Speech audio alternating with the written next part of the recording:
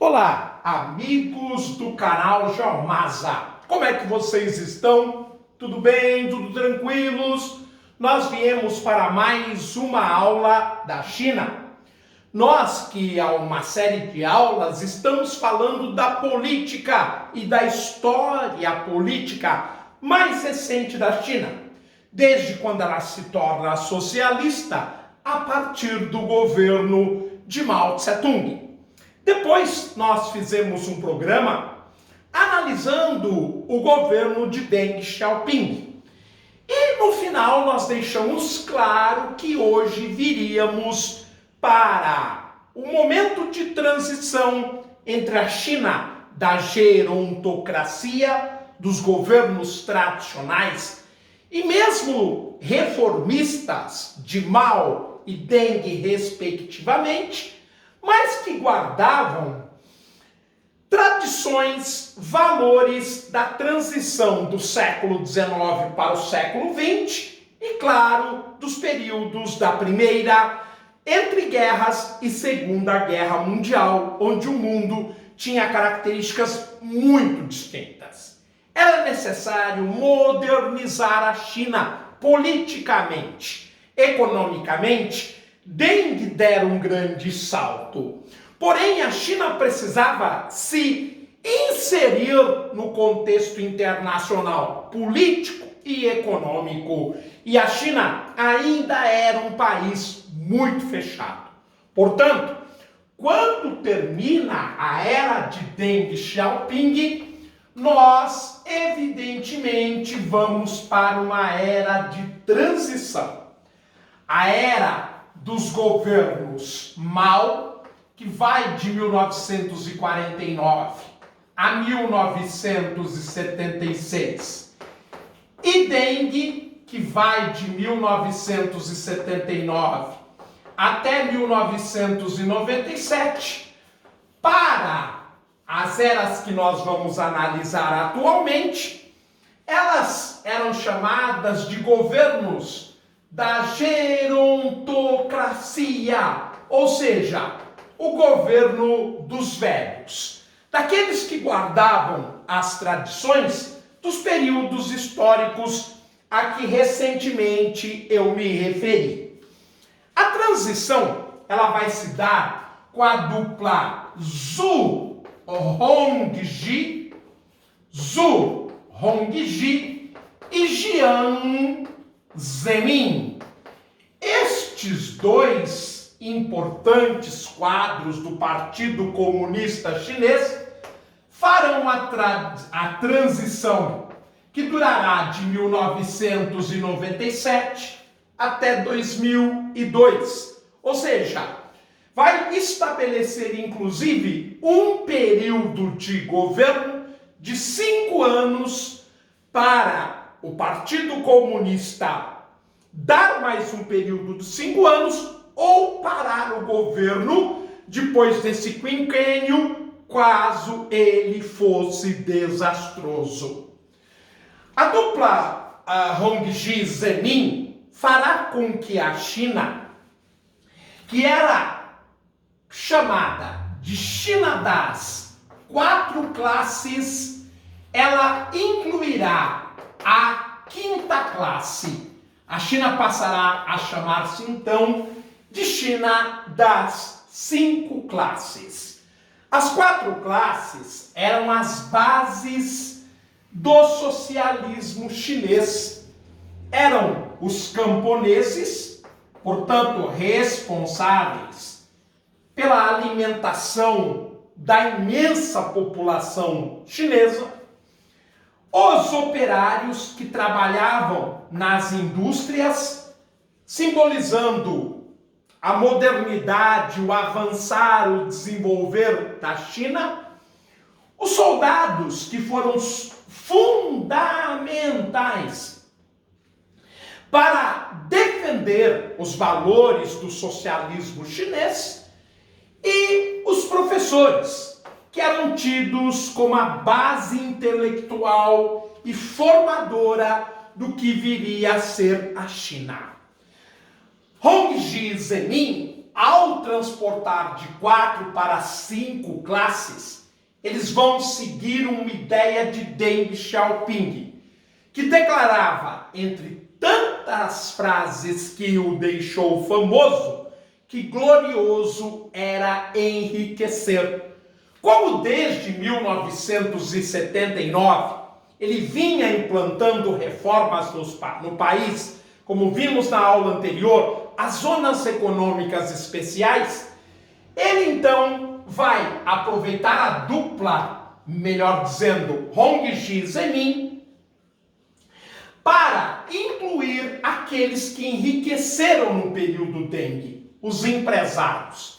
Então, além das 4 classes, passa a fazer parte dessa nova revolução chinesa os empresários, que colocaram a China no mesmo nível das potências ocidentais. A China começava a despontar como uma potência incrível, porque a sua taxa de crescimento será inacreditável dos anos de 1900 até 2019, numa média extraordinária de quase 10% ao ano. Claro que um país crescendo neste ritmo, ele vai ganhar respeito e poder político, econômico, militar e cultural.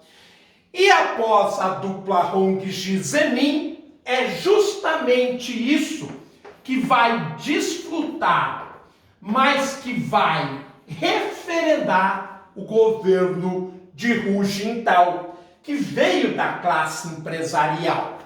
Hu fez um excelente governo, tanto que é confirmado no poder por 2 períodos de 5 anos, de 2002 até 2012.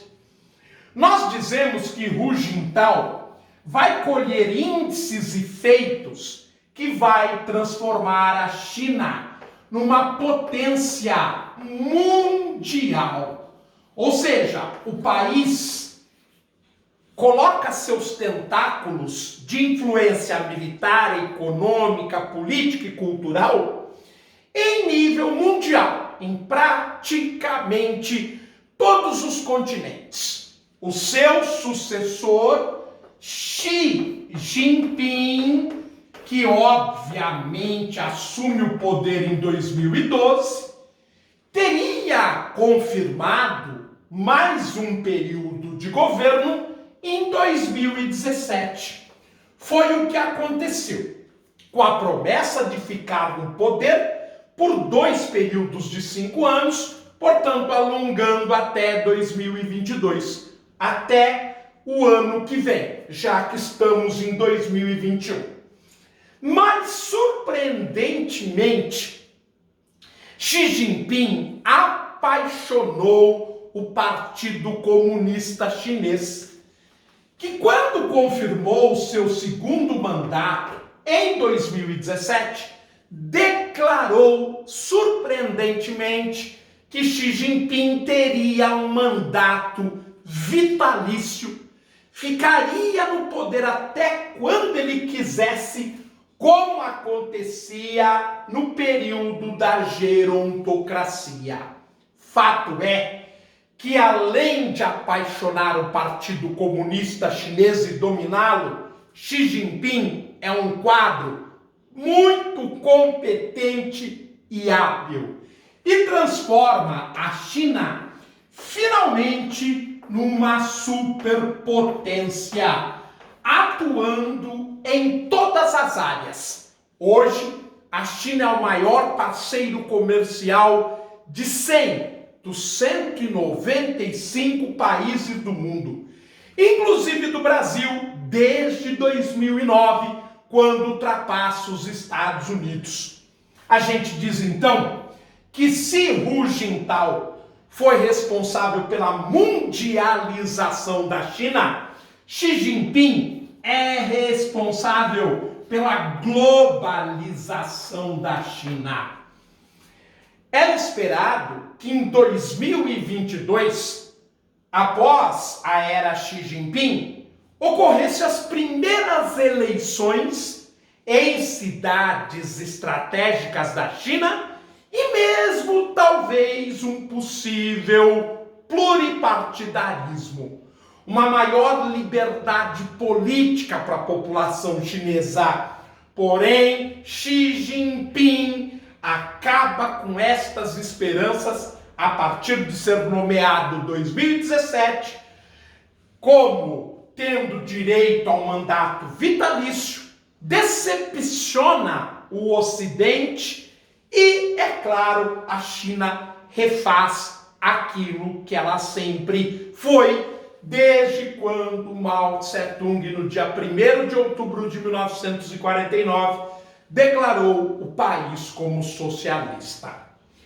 Mas é isto, meus amigos. Nós encerramos então com esta aula, com este resumo, a história recente, principalmente no quesito político da República Popular da China. Todas as atualidades estão disponíveis no nosso Jornal do Masa. Nós temos uma playlist China com quase 200 programas. Portanto, o resumo serve de norte para vocês. O acompanhamento diário, nós temos o Jornal do Masa, a playlist China, exatamente com este objetivo. Ora, meus amigos, nós estamos encerrando esta aula e na próxima nós começaremos a analisar a economia da China.